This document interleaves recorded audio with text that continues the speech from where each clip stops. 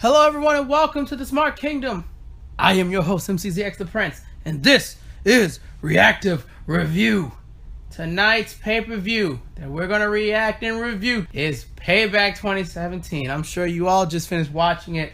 I just finished watching it too. And boy, what an average show. What an average show. Let's start from top to bottom, from the most important to the least important. Braun Strowman destroyed Roman Reigns clean. Can't get any better than that. Braun isn't done with Roman Reigns. Just like, I'm not finished with you. Braun is not finished because he's going to defeat Roman Reigns again. Probably in a street fight or an ambulance match because Roman doesn't know when to quit. And as I said, I'm not finished with you. Braun Strowman's not finished with Roman Reigns after this. Of course he's not. We're probably going to get a second match. I'm okay with it. That's cool and all. I love these guys' chemistry. What more can you ask for? I'm a happy camper. I'm a Braun boy. I'm a Braun boy. Moving on, we have the House of Horrors match, which to me was quite silly. It wasn't even final deletion levels of silly. It was just boring. It was trying to be the final deletion, but it was super serious and not campy. And it defied all laws of logic. I understand it was pre-taped, but come on. Come on. You expect me to believe Randy outran a limousine? He outran a limousine and appeared under the ring behind Bray Wyatt. Unless Randy has mythical powers that he's not telling us about, I need explanation. Also, I can see the cameraman throughout the pre-tape segment a lot. All it did is create one meme where Bray and Randy like in the kitchen looking like they drank too much and didn't go to work. Also had a problem with Randy wrestling in dress pants. That's not intimidating at all. You come into someone's house in dress pants, it's pretty silly. And also, what was that summoning thing Bray was trying to do?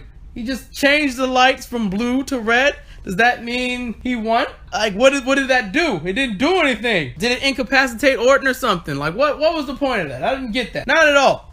Not at all. It's like, it'd been different if the house would have not caught ablaze or anything, but if like the door would have fell down or someone came out the door holding Orton and like, yeah, I got him for you, Bray. That would have been nice, but whatever. We finally get to the ring and it just gets dumber from there. Orton appears. Orton looks like he's about to win. Then the Singh brothers, aka the Bollywood boys, show up. They distract Orton. Orton power slams one of them. Then Jinder comes around and saves the day, leading to Sister Abigail. Bray wins the match. I'm glad Bray wins, but I'm glad this is over so we can move on from this because this was all a convoluted mess from the jump.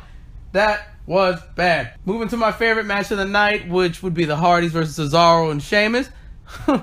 What a hell of a match. Those four could wrestle forever, really. They really can. They really can. It was awesome. Such an awesome match.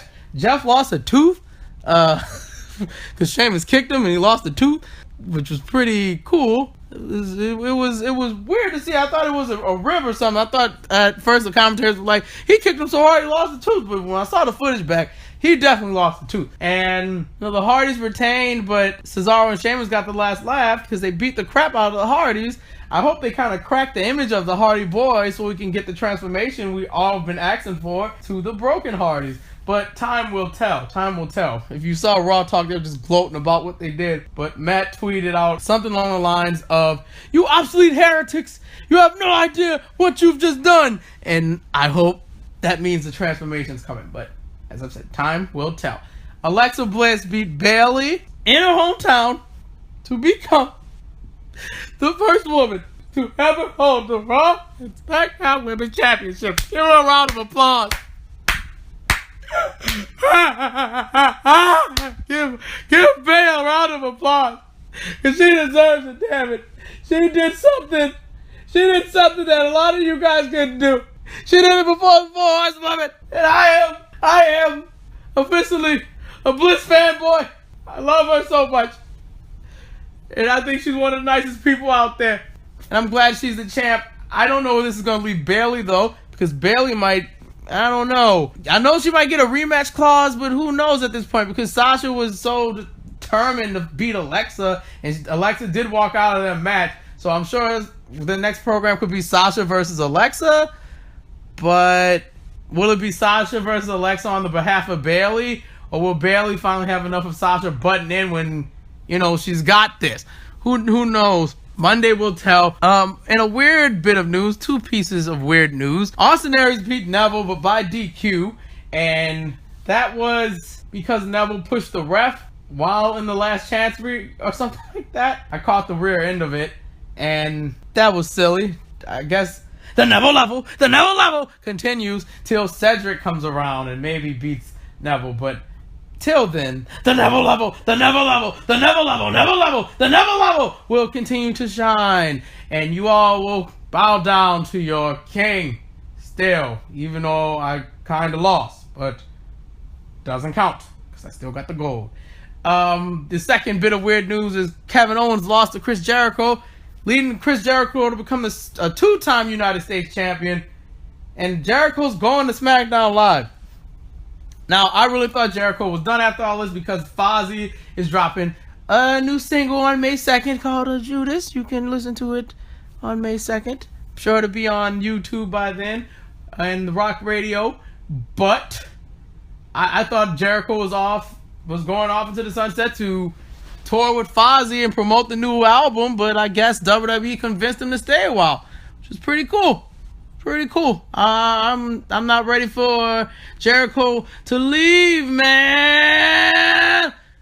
But where does this leave Kevin Owens? Will Kevin Owens go back to Raw and help Samoa Joe destroy things, or will Kevin Owens invade SmackDown and insert himself into the United States Championship match, leading to a triple threat match with AJ Styles and Chris Jericho? Seth Rollins and Samoa Joe was kind of the low point for me tonight. I didn't like that match that much. Their Ring of Honor match was better, told a better story.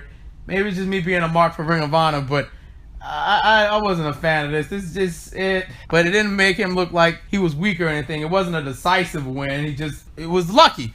He was lucky. Kind of like when the Strowman Reigns thing, when Reigns beat him the first time, that was a decisive one. But this wasn't like I beat him with my finisher. I got him with a roll up. Kind of like Enzo and Cass with the club. They got him with a roll up. This is nothing to that feud by a long shot. We'll see what his goes on Monday. Hopefully somewhere good. Oh, also Finn Balor is going to be feuding with The Miz. That's another thing. Whatever. But if I had to grade Payback, what would I grade Payback? Payback would get, I wonder, what should I grade it? Should I give it an A or an F? F minus or A plus? I'm going to give it a C. It was average. It had its moments. It had its low points. Lowest point for me was that House of Horror match, or House of Horrors, or the House of Horror match. I did not like that setup at all. I feel like the Superstar Shakeup should have happened around SummerSlam once, or after SummerSlam rather, or before we start the road to SummerSlam. It should have started there instead of happening just right after WrestleMania, which it didn't need to happen. Highest point of the night was the Hardys and Alexa Bliss and Strowman. I really enjoyed all those matches. Those matches were fun to watch, but that low match was, I'm going to go House of Horrors over Seth and Joe. Seth and Joe was better than the House of Horrors match. At least it made sense, continuity-wise. Still isn't going to explain how Randy Orton outran a limo to the SAP arena. I really need to know how he did that. What magic does he know that he's not telling us? Because I would love to know. But that's it for Reactive Review. I hope you all enjoyed this. We're going to do these every pay-per-view. We're definitely doing it for Wrestling Dontaku with New Japan once that happens. You can follow the Smark Kingdom on Twitter at TheSmarkKingdom, because we will appreciate the follow. I would really appreciate the follow, being the host and everything. What else? Oh, we have an email address as well. If you want to send in a question, we can do like a Q&A segment this week. If you guys send in any questions, it's TheSmarkKingdom@gmail.com. You can send us a question and I'll answer those questions to the best of my ability, and we can just have a little rapport between each other. I want you guys to know this is like a little family. But that's it for Reactive Review in the Smark Kingdom. Maybe I'll see you guys Monday if I care to watch Raw. Because I don't know, guys. I don't know if I want to watch Raw. I might make myself do it so I can entertain you all. Because it's fun to do this. So, I'm your host, MCZX The Prince. I'll talk to you dirty smarks and you filthy marks next time. I hope you all having a great day. And have a good night. Goodbye. Till we talk next time. Later.